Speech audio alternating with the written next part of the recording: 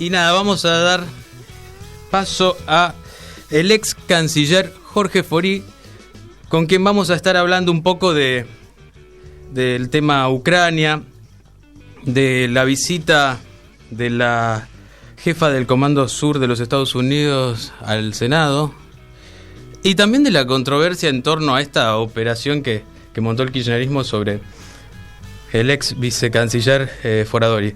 Fori, buenos días, ¿cómo le va? Camilo Caniachi lo saluda. ¿Qué tal? Buen día, Camilo, ¿cómo está usted?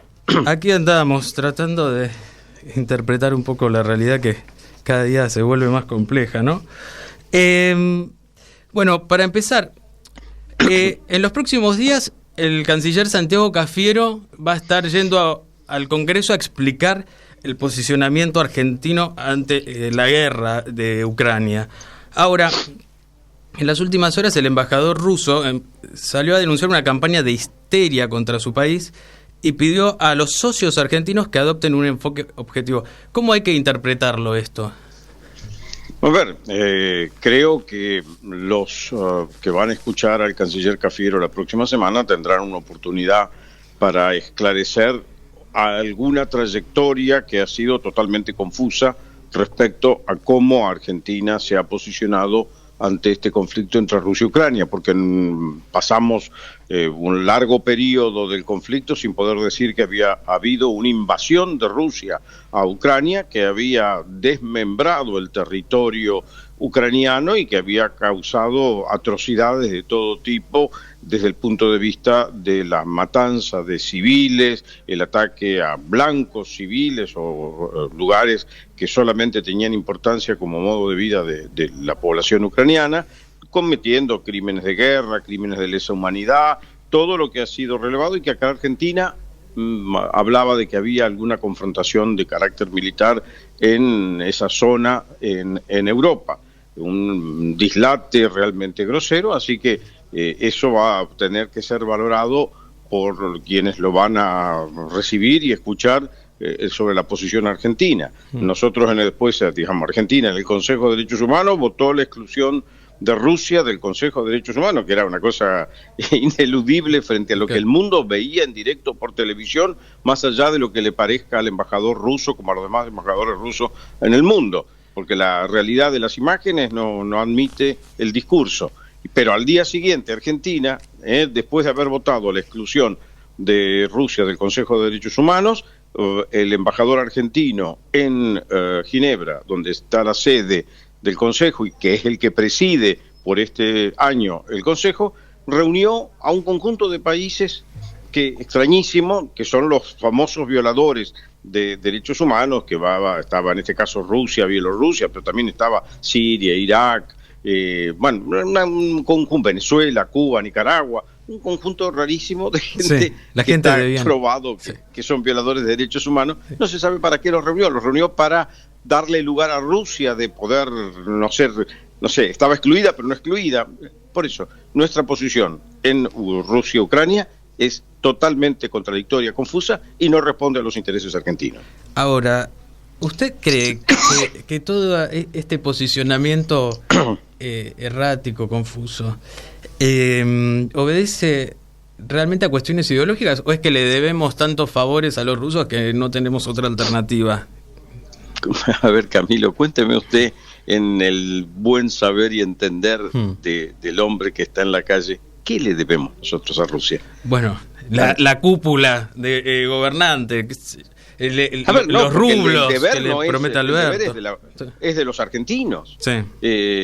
No nos dieron las vacunas que necesitábamos, nos equivocamos porque anduvimos ahí en una especie de, como dicen los criollos, de lloramingada para ver que nos dieran una vacuna, que nos dieron la mitad de lo que nos tenían que dar, pagamos todo y que después dijimos que no eran las más efectivas. Tienen todavía 1 millón de Sputnik que las provincias no le piden. Entonces, esto fue, ¿qué nos dieron? ¿Un préstamo? No, cuando fue Guzmán con el presidente no nos dieron ni plata, porque obviamente estaban por empezar una guerra, cosa que ellos ya sabían con claridad, ni nos prestaron los derechos especiales de giro que nos permitían presentar mejor las cuentas del Banco Central y decir que teníamos más reserva porque teníamos un papelito que nos había dado Rusia. Tampoco nos dieron ni siquiera el papelito. Entonces, ¿qué le debemos a los rusos? El comercio exterior argentino con Rusia apenas llega al 3% de nuestro comercio exterior. Está bien que nuestro comercio exterior está lejos de lo que podría llegar a ser, pero en la pobreza de lo que es, de esa pobreza, el ruso con Rusia es 3%. Entonces, ¿qué le debemos nosotros a Rusia? Una identidad ideológica. La pregunta que me hago es, ¿qué identidad tienen los argentinos, los comunes de los argentinos, más allá de inclusive los que integran el 24% que sigue a la señora Fernández de Kirchner? A ver si les van a gustar que no poder ir a la Plaza de Mayo o al Obelisco a protestar, o no decir lo que quieren, o estar de vacaciones en Brasil cuando entienden que tienen que estar, o irse, como se fue la titular del PAMI, ahí a las playas del Caribe. En Rusia no pasa, no te dejan hacer eso cuando estás en esa función. Entonces, pongámonos las pilas y tengamos claro qué es lo que queremos hacer nosotros. Bueno, entonces, a Rusia queremos no deberle nada. A pesar de eso, el presidente cuando visitó a Putin fue bastante generoso, ¿no? Porque le dijo... queremos ser la puerta de entrada. No había leído los papeles suficientemente, porque la contestación se la dio el presidente Putin 8 días después, cuando pasó el presidente Bolsonaro de Brasil por Moscú, y le agradeció vivazmente, cosa que es raro en Putin, el que Brasil fuera el principal socio comercial de Rusia en América Latina. Bueno, no hicimos los deberes como teníamos que hacerlo. Pasamos...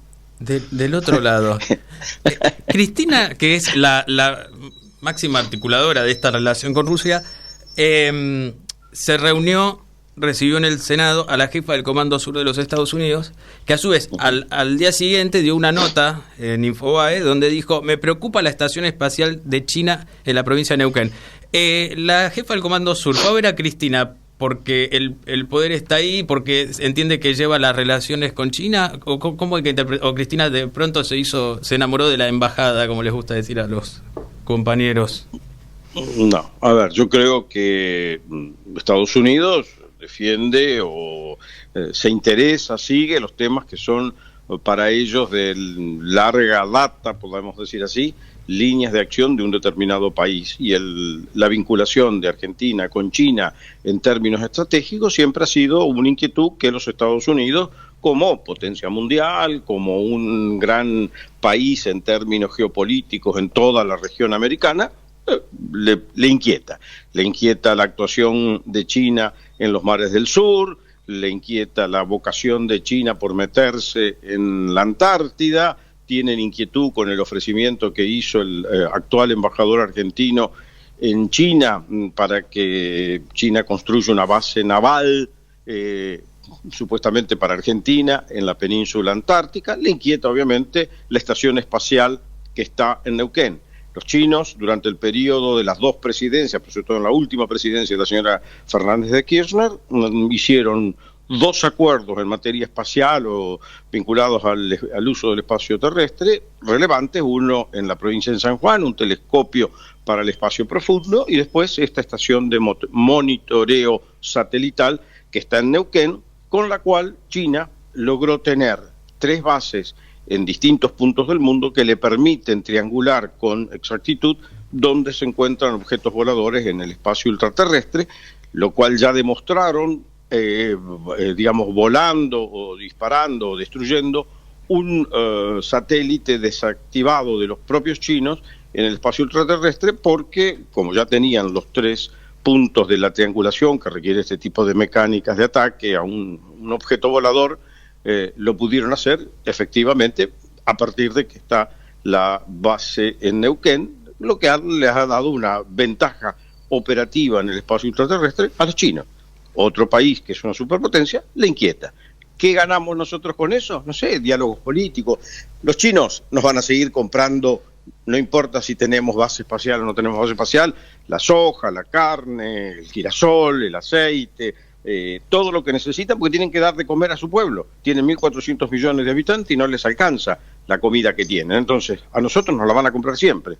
¿Para qué hacemos estas cosas? Bueno, estaremos en un diálogo estratégico que escapa a las necesidades de Argentina, me parece. Bueno, tengo entendido que el lobby que ejerce China cuando se propone algo es intenso y que pasa por distintas fases, desde los mejores modos hasta los más duros. Usted como diplomático lo debe conocer más en detalle que yo, pero es lo que me han comentado.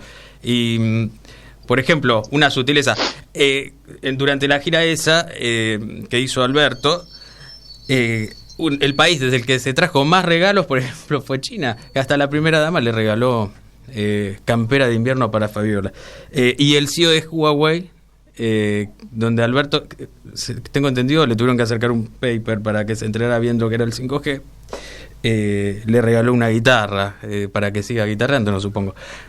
No sé, ¿qué opinión tiene sobre el lobby chino en relación a este gobierno? También se habla de un interés ahí en la hidrovía que la coalición cívica denunció. Uh-huh. Eso es verdad. Ahora, digamos, comparto que los chinos tienen un interés que no necesariamente puede llegar a coincidir con los intereses argentinos en la concesión del futuro operador de la vía troncal, como ahora llaman a la hidrovía.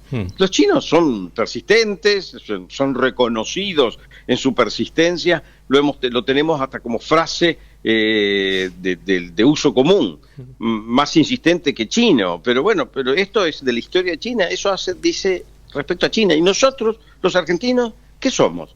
No tenemos capacidad para decir lo que queremos, cómo lo tenemos que hacer, y con los chinos me parece bien que sean persistentes, estaría que fuéramos persistentes nosotros en la defensa de los intereses argentinos.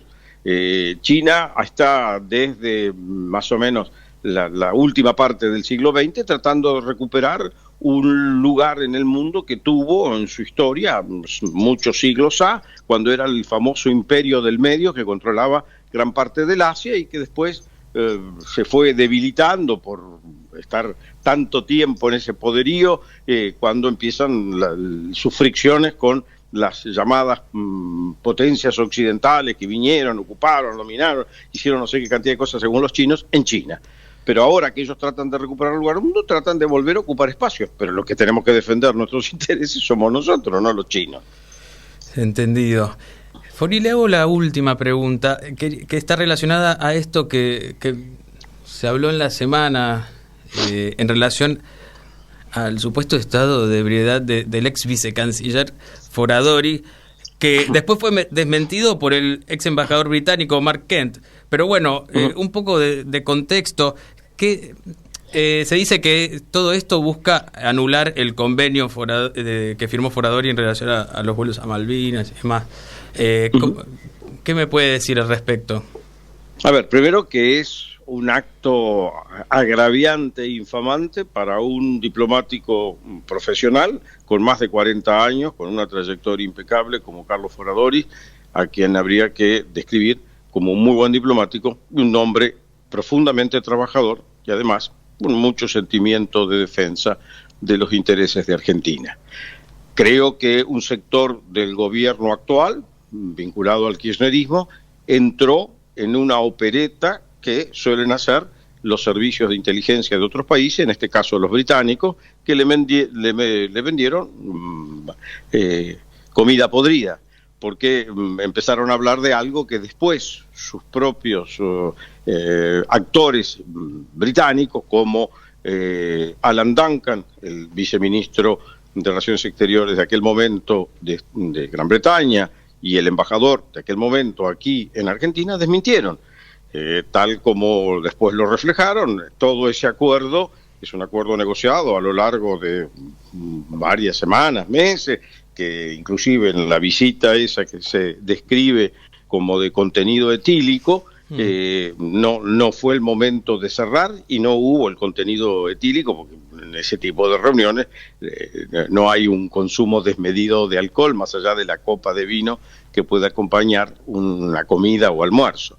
Entonces, fue toda una armación para golpear contra el acuerdo, porque acá hay intereses del sector político que no quieren tener ningún tipo de vínculo con el Reino Unido y que no quieren que exista un acuerdo que genere una vinculación real, efectiva de la población que está en Malvinas con la parte continental argentina, tal como existió hasta casi antes de la guerra del 82, donde estaban los maestros argentinos, la sede del Banco de Nación, los suministros de combustible de YPF, los alumnos que estudiaban y vivían en en la parte continental, los malvinenses que venían y se atendían médicamente en la parte continental de Argentina y que todo el conflicto alteró.